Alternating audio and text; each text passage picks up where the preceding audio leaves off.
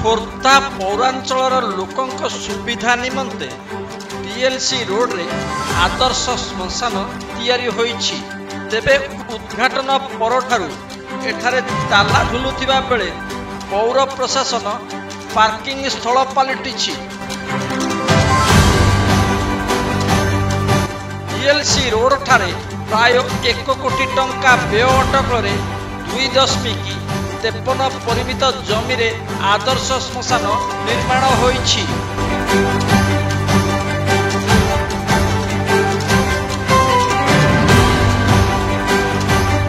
लक्ष्य थिला एही श्मशान निर्माण हेले लोके गोटे स्थान रे समस्त सुविधा पाई पारिबे।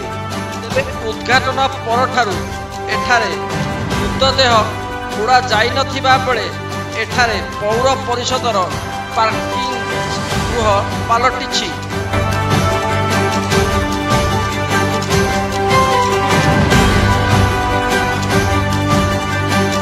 एठारे पौर परिषदर विभिन्न जानवाहन रहुछि। एठारे मुख्य फाटक, पार्किंग, पादचला रास्ता, पूजा सामग्री दुकान, उद्यान, अपेक्षा गृह, शौचालय, शबद लगी 3टी पिंडी, काठ गच्छित रखा एक कोठरी, मंदिर, उद्यान शौचालय, पादचला रास्ता, आवश्यक व्यवस्था, सिक्यूरिटी गार्ड लगी एक कोठरी व्यवस्था रही।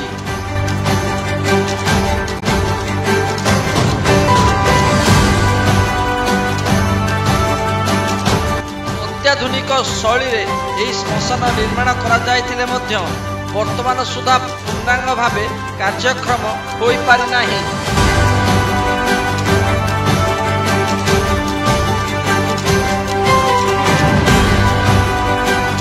अन्यपटे श्मशान सम्मुख खोला स्थान रे पूर्वभଳି खरा शीत काकर रे लोके मृतदेह अंतिम संस्कार करुछन्ति।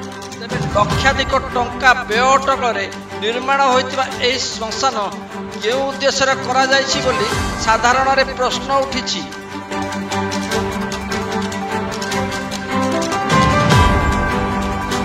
एथिसह शहर में विपर्यस्त ट्रैफिक व्यवस्था नियंत्रण पाई जानवाहन पार्किंग स्थल चिन्हट पाई दाबी उपस्थापना करा जायछि।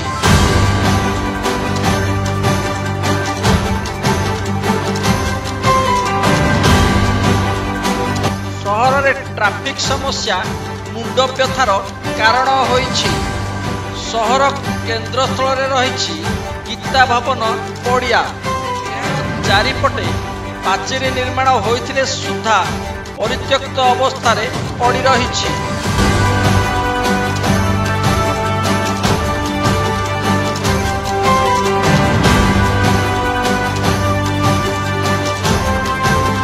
उपयुक्त रक्षणाबेक्षण अभावरू चारिपटे अनामना गछलता माड़ी जाइथिबा बेले असामाजिक युवकंकर आडा स्थली पलटिछि।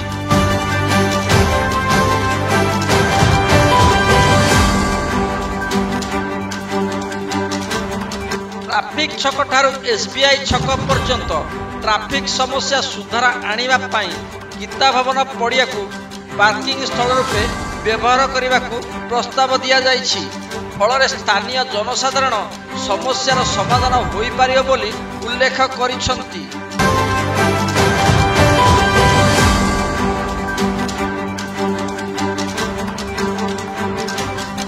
अन्यपटे ट्रैफिक समस्यार समाधान प्रति गुरुत्व दिया जिवो बोली जिलापाल प्रतिश्रुति देइछंती।